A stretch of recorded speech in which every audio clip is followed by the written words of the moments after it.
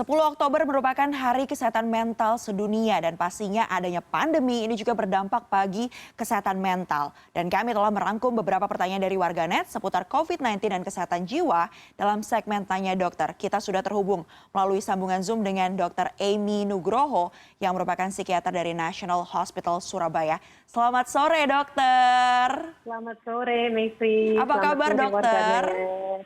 Apa kabar dok? Alhamdulillah, puji Tuhan, baik. Semoga selalu dalam keadaan sehat ya dok ya. Dokter, ini sudah ada beberapa pertanyaan warganet yang kepo nih dok. Tentang bagaimana caranya menjaga kesehatan jiwa di kala pandemi seperti saat ini. Kita langsung bacakan pertanyaannya dok. Ini dia pertanyaan yang pertama. Ada dari @Feni Singgih ya. Kita bacakan bersama. Ini dia pertanyaannya. Bagaimana tips untuk mencegah dan mengatasi burnout syndrome, terutama pada tenaga kesehatan dan profesi lain yang beban kerjanya ini meningkat selama pandemi? Dan sebenarnya ada nggak sih dok tanda-tandanya kapan kira-kira kita membutuhkan pendampingan dari psikiater? Silakan dokter.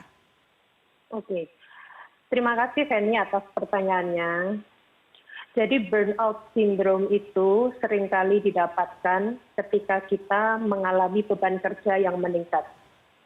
Ketika kita ingin menunjukkan bahwa kita mampu, ketika kita ingin menunjukkan bahwa kita lebih bisa, maka kita akan menentukan standar yang tinggi. Karena kita ingin mencapai standar itu, maka kita berusaha lebih keras. Tanda-tandanya kalau kita sudah mengalami burnout adalah ketika kita sudah mulai mudah emosi, mudah marah, mudah tergesa-gesa, kemudian mulai standar hidupnya berubah. Misalnya dulu memiliki value nilai bahwa setiap hari Sabtu Minggu saya akan ada waktu untuk keluarga. Tetapi karena sekarang di tengah pandemi harus bekerja lebih keras, maka akhirnya Anda menjadi tidak ada waktu untuk keluarga di hari Sabtu dan Minggu. Maka itu menunjukkan bahwa value Anda sudah mulai berubah. Itu adalah tanda pertama dari burnout. Ketika Anda sudah mulai marah, maka hati-hati. Sulit tidur, depresi, cemas, dada berdebar-debar, atau mungkin Anda merasa selalu tergesa-gesa dan tidak punya waktu. Bila Anda sudah merasa demikian, maka Anda perlu untuk ke psikiater. Tanda-tandanya berarti itu tadi ya dok ya, jika mengalami gejala-gejala seperti tidak punya lagi waktu bersama dengan keluarga yang sebelumnya mungkin dianggap memiliki waktu tersebut dan merasa selalu dalam desakan begitu ya dok ya, tergesa-gesa. Itulah artinya Anda harus membutuhkan pendampingan dari psikiater. Baik, terima kasih dokter. Kita akan beralih ke pertanyaan selanjutnya. Ini pertanyaan kedua dan tiga ini mirip-mirip nih dok. Saya bacakan singkat pertanyaannya dari Sofyan.Alsyarif melalui Instagram CNN Indonesia TV. Dokter, apakah terlalu lama memendam kesedihan dengan pura-pura bahagia itu dapat mengganggu kesehatan mental? Ini mirip dengan pertanyaan selanjutnya. Ini dia pertanyaan ketiga. Kita tampilkan dulu, ya, dari Anggian_Asan. Apa saja sih dok penyebab seseorang merasa sedih secara tiba-tiba atau tanpa sebab dan bagaimana kita mengatasinya? Oke, terima kasih atas pertanyaannya. Jadi ketika kita merasa sedih tanpa sebab, bisa jadi itu merupakan gejala depresi mayor. Depresi mayor bisa terjadi tanpa alasan, tanpa sebab. Maka seringkali orang berkata, kamu lo nggak ada masalah, mengapa kok kamu sedih? Padahal memang depresi bisa terjadi tanpa sebabnya. Tiba-tiba Anda merasa sedih, mudah menangis, merasa bersalah, sulit tidur, merasa lebih baik mati, kemudian sulit untuk makan, dan penurunnya gangguan seksual, bisa jadi itu merupakan gejala dari depresi. Ada juga yang namanya mass depression atau depresi di dalam topeng. Nah, itu seringkali terjadi pada orang yang, benar. Jadi dia kelihatannya bahagia, kalau di kantor kelihatannya ketawa, tapi ketika dia pulang ke rumah, dia menangis. Dan dia ingin mati, ingin bunuh diri. Nah, itu seringkali terjadi. Jadi namanya depresi dalam topeng. Itu semua berbahaya dan sebaiknya Anda konsultasi ke psikiater. Berarti langkah awal sebelum mungkin berkonsultasi ke psikiater, apa yang bisa dilakukan untuk menenangkan biasanya dok jika terjadi kondisi seperti itu?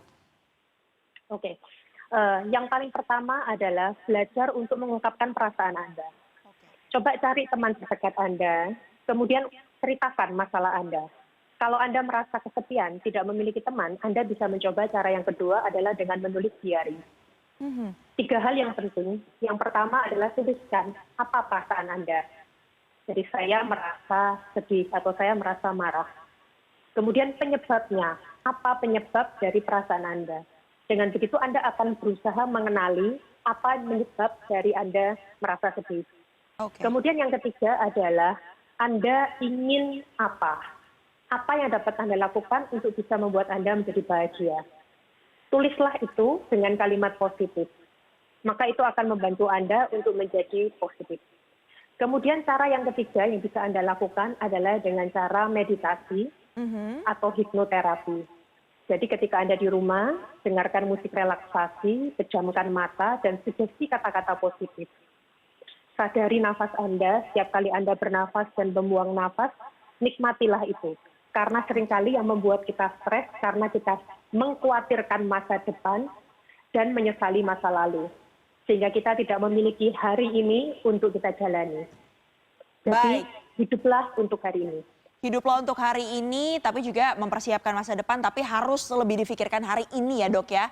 Benar. Kondisi kita hari ini. Baik, dokter ini sepertinya agak mirip-mirip juga dengan pertanyaan selanjutnya yang diajukan melalui Twitter ini oleh warganet yang kepo tentang COVID-19 dan juga kesehatan jiwa ini dok. Dari @wang178, dia bertanya, sebenarnya ini curhat ya dok ya. Jadi usaha dagangnya ini kena imbas, padahal sedang berkeinginan bisa cepat punya rumah gitu kan.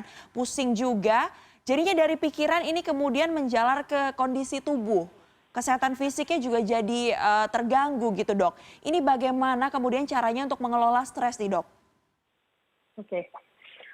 Di tengah pandemi ini memang kita harus menurunkan standar kita.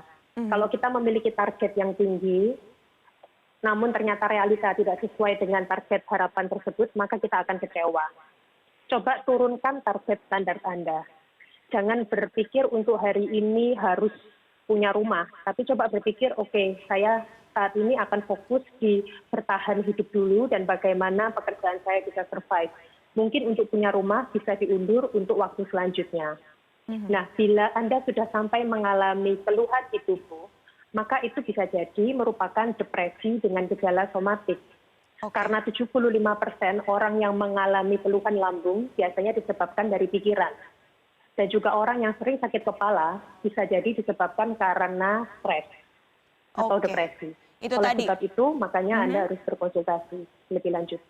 Mengelola stres dengan mengelola ekspektasi juga ya dokter. Terima kasih banyak dokter Amy sudah berbagi bersama kami sore hari ini di CNN Indonesia News Update. Sehat selalu ya dokter. Terima kasih, Mevri. Sama-sama dokter.